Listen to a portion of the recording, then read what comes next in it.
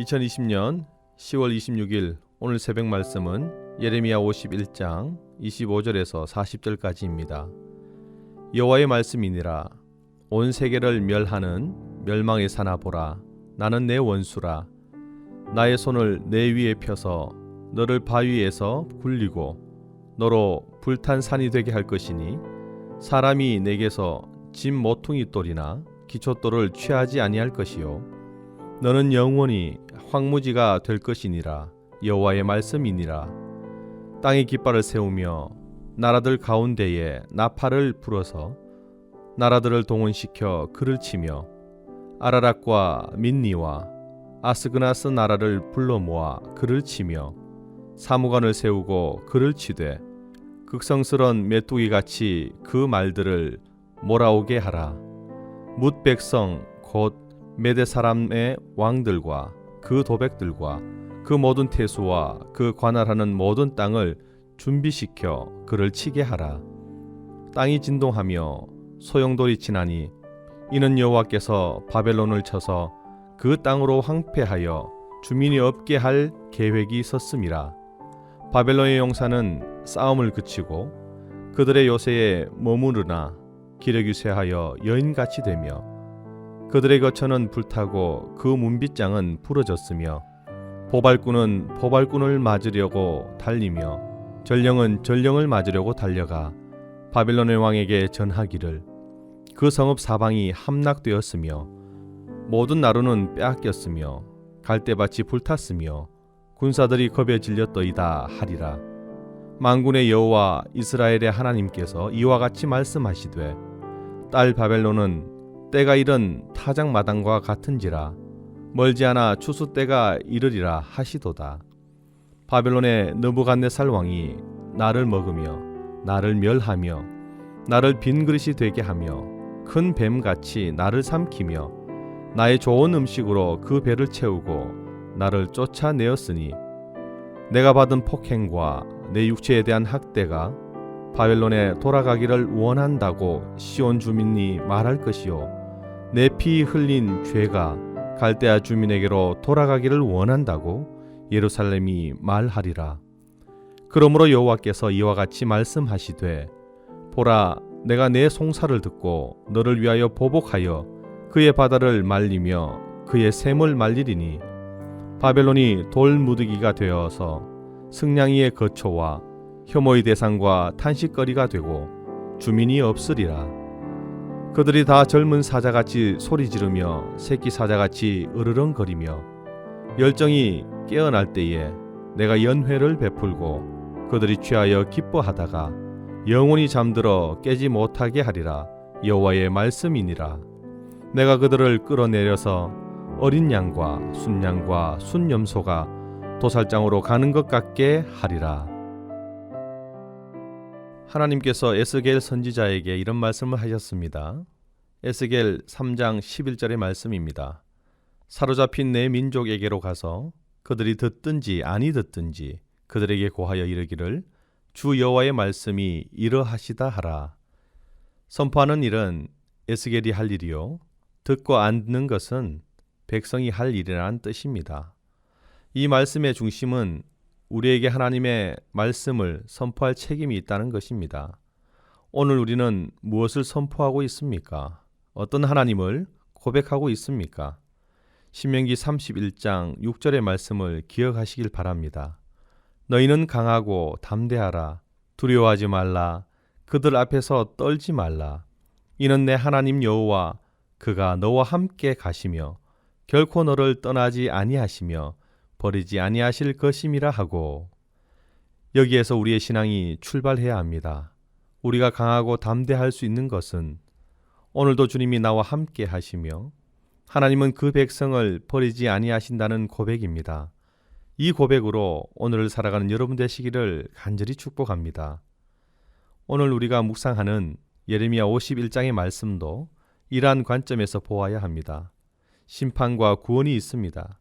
하지만 그 백성은 심판 가운데 구원하시는 하나님을 보아야 합니다. 예레미야 51장은 계속하여서 바벨론의 심판을 말씀하십니다.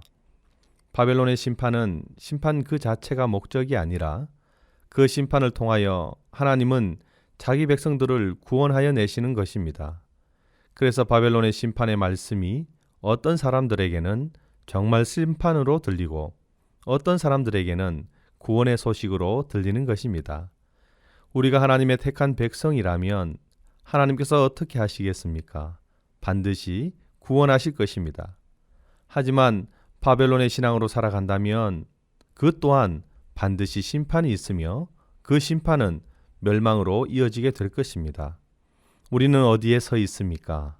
말씀을 통해서 구원의 하나님을 고백하는 성도 되시기를 간절히 축복합니다. 먼저 교만은 심판으로 이어집니다. 25절의 말씀입니다. 여호와의 말씀이니라. 온 세계를 멸하는 멸망의 사나 보라. 나는 내 원수라. 나의 손을 내 위에 펴서 너를 바위 위에서 굴리고 너로 불탄 산이 되게 할 것이니. 바벨론이 향한 하나님의 심판의 경고입니다. 여기서 하나님께서는 바벨론을 온 세계를 멸하는 멸망의 산이라고 부르십니다. 그런데 바벨론은 거의 평지 지역으로 산이 없습니다. 그럼에도 불구하고 이러한 호칭을 사용하는 것은 그들에게서 산은 우상을 섬기는 장소였기 때문에 그렇습니다. 그래서 이 표현은 죄악된 바벨론을 상징합니다. 바로 우상 숭배를 이야기하는 것입니다. 또한 본문에서 산은 종교적인 우상 숭배의 장소를 나타낼 뿐만 아니라 바벨탑처럼 자신의 지혜와 노력으로 하나님의 위치에 서려는 교만의 상징인 어떠한 구조물들을 포함하고 있습니다.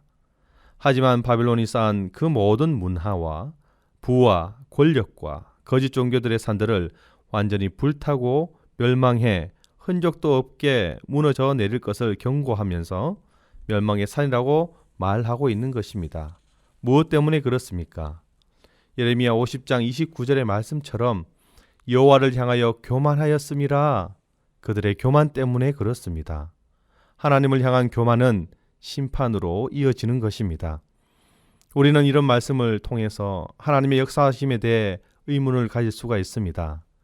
하나님께서 이스라엘을 징계하시기 위하여 바벨론을 도구로 사용하십니다.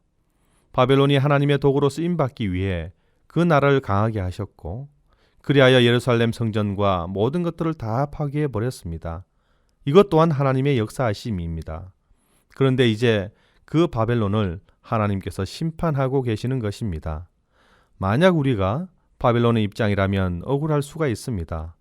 사용하실 때는 언제이고 조금 교만해졌다고 이렇게 멸망을 시키는가 이렇게 생각할 수 있다는 것입니다. 하지만 우리가 알아야 할 것은 바벨론도 이스라엘 백성들도 모두가 하나님의 도구라는 사실입니다. 우리가 주체가 아니라는 것입니다. 하나님의 계시를 드러내기 위한 도구라는 것입니다. 그래서 하나님께 대해 교만하기 시작하면 누구든지 심판을 받는 것입니다. 우리가 하나님의 영광을 위해 살아갑니다라는 고백도 마찬가지입니다. 하나님의 영광을 위해 살아간다는 의미가 무엇입니까? 우리가 하나님을 위해 무엇을 해드린다라고 생각하십니까? 착각입니다. 신앙의 오류입니다. 하나님의 영광을 위해 살아간다는 것은 하나님의 말씀대로 하나님의 뜻을 구하며 살아간다는 의미입니다. 그러한 삶을 살아가면 나를 통해 하나님의 영광이 나타나는 것입니다. 하나님의 뜻을 나타내는 통로로서의 모습을 잊어버리면 교만해지는 것입니다. 그 교만이 바벨론의 심판으로 이어지는 것입니다. 하나님의 강력한 심판의 의지가 27절에 나타나 있습니다. 땅의 깃발을 세우며 나라들 가운데에 나팔을 불어서 나라들을 동원시켜 그를 치며 아라락과 민니와 아스그나스 나라를 불러 모아 그를 치며 사무관을 세우고 그를 치되 극성스러운 메뚜기같이 그 말들을 몰아오게 하라. 첫 번째 명령은 너희는 땅에 깃발을 세우라라고 명령하십니다. 깃발을 세운다는 의미가 무엇입니까? 사람들을 함께 모이게 하는 표지를 의미합니다. 모세가 아말렉 족속을 이기고 승리하기 위하여 그 축하를 하기 위하여 단을 쌓았습니다. 모세는 이스라엘을 모시는 깃발이 바로 여호와이시라는 것을 깨닫고 그 단의 이름을 여호와 니시, 그 의미는 여호와는 나의 깃발이시다 이렇게 불렀습니다. 또한 이후에 광야에서 모세는 놋뱀을 장대에 달았습니다. 이 장대란 의미가 똑같은 의미입니다. 백성들 가운데 들어 올려서 그 장대의 노뱀을 쳐다보면 살겠다라고 하는 것입니다. 두 번째 명령은 너희는 나라들 가운데 나팔을 불라입니다. 나팔은 이스라엘 백성들이 절기를 알릴 때, 전쟁을 할 때, 예배를 알릴 때 여러 가지 용도로 사용되었습니다. 특히 하나님을 만나기 위해 기다리는 이스라엘 백성들에게 하나님의 임재를 알리는 신호이기도 하였습니다. 그런데 나팔 소리와 함께 하나님의 임재 앞에 서기 전에 이스라엘 백성들은 자신들을 성결하게 준비하고 있어야 했습니다. 그런 점에서 세 번째 명령은 너희는 그를 치기 위하여 나라들을 동원하라입니다. 여기서 동원하다라고 사용된 단어는 카다쉬입니다. 그 의미는 성결하게 하다, 거룩하게 하다, 구별하다는 의미를 가지고 있는 것입니다. 하나님의 도구로 사용되는 백성들은 이러한 것들을 갖추어야 합니다. 이 전제의 승패는 군사력에 있지 않고 하나님의 뜻에 있는 것입니다. 그래서 불의하며 교만한 나라를 심판하시려는 거룩하신 하나님께서 누구의 편에 설 것인가에 달려있기 때문입니다. 어떻게 보면 내가 하나님 편에 서 있는 것이 아니라 하나님 우리 편에 서 계실 때 우리는 승리하게 되는 것입니다. 그때 구원함을 얻게 되는 것입니다. 두 번째 말씀은 심판은 구원으로 이어집니다. 36절의 말씀입니다. 그러므로 여호와께서 이와 같이 말씀하시되 보라 내가 내 송사를 듣고 너를 위하여 보복하여 그의 바다를 말리며 그의 샘을 말리리니 하나님의 심판의 경고는 두 가지 목적이 있습니다. 먼저는 하나님의 의로움, 죄를 절대로 용서할 수 없는 하나님의 의를 드러내며 둘째는 구원입니다. 바벨론에게서는 하나님의 의로움을 드러내시며 이스라엘 백성들에게는 심판을 통해 구원함을 보여주시는 것입니다. 하나님께서 우리의 송사를 들었다라고 말씀하십니다. 여기서 들었다는 단어는 싸우다, 판결하다는 뜻입니다. 판결하시는 분이 하나님이심을 나타내는 것입니다. 그래서 우리는 하나님께 기도하며 아뢰어 있는 것입니다. 베드로전서 5장 7절의 말씀입니다. 너희 염려를 다 주께 맡기라. 이는 그가 너희를 돌보심이라. 판결하시는 여호와께 염려를 다 맡기는 것입니다. 주님께서 오늘도 우리를 돌보십니다. 그래서 심판이 구원으로 이어지는 것입니다. 하나님께서 내 편이 되어주셔서 감히 나는 죄짐을 지고 사는 죄인이지만 그 여호와께서 나의 송사를 들으시기에 우리는 감사함으로 나아가는 것입니다. 그래서 오늘 말씀에 너희를 위하여 보복하여라고 말씀합니다. 대신 갚아주신다는 것입니다. 이 말씀을 믿으십니까? 무너지지 않을 것 같은 바벨론이 33절 말씀에서 이런 타작마당과 같이 같은지라라고 말합니다. 당시의 타작마당은 평평해야 했습니다. 따라서 타작 시기가 가까워오면 좋은 타작마당을 만들기 위해 고르지 않은 땅을 평평하게 하기 위해 밟고 다졌습니다. 당시 타작마당은 평평해야 했습니다. 따라서 타작 시기가 다 가까워오면 좋은 타작마당을 만들기 위해 고르지 않은 땅을 평평하게 하기 위해서 밟고 다졌습니다. 이렇게 바벨론 도성을 타작마당으로 표현한 것은 바벨론의 성벽과 건물과 요새 등이 모두 철저하게 짓밟혀 평평한 타작마당처럼 도시의 흔적조차 없어지게 될 것을 비유하는 것입니다.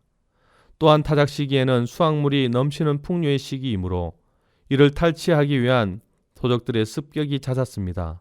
그래서 구약 성경에서 타작마당이랑 풍요의 상징이면서 동시에 탈취의 상징이기도 했습니다.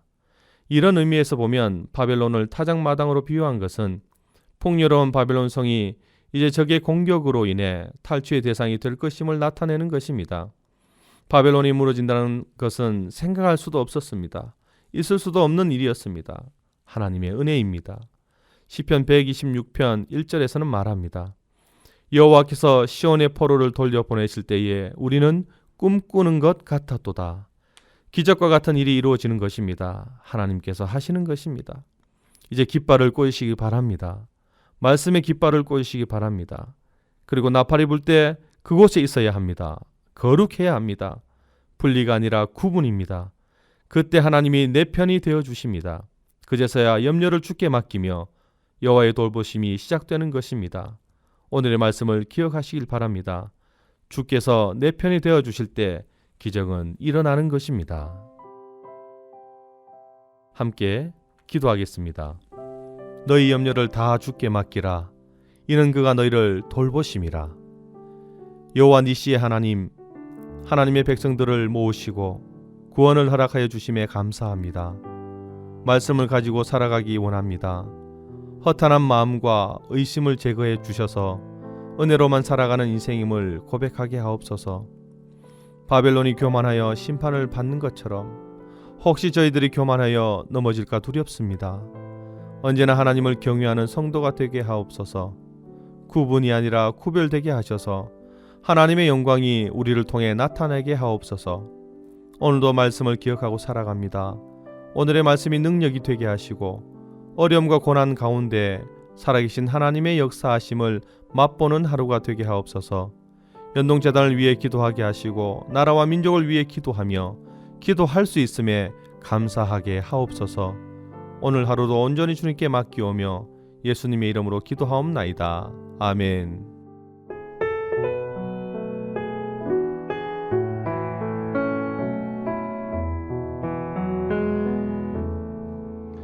예수의 이름으로 나는 일어서리라. 주가 주신 능력으로 나는 일어서리라. 원수가 날 향해 와도 쓰러지지 않으리. 주가 주신 능력으로, 주가 주신 능력으로, 주가 주신 능력으로 일어서리.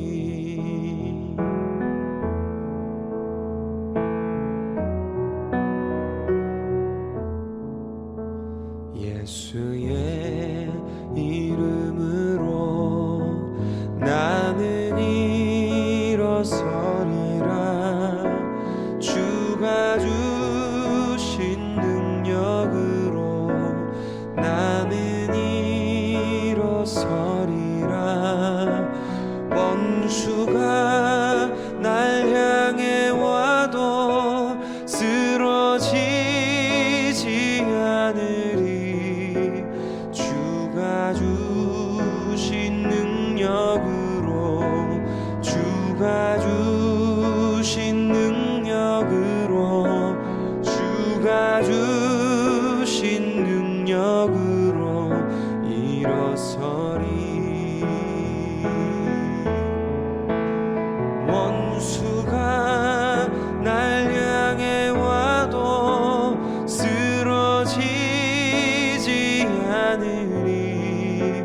주가 주신 능력으로, 주가 주신 능력으로, 주가 주신 능력으로 일어서리. 주가 주신 능력으로, 주가 주신 능력으로, 주가 주신 능력으로 일어서리. 일어서리. 일어서리. 일어서리.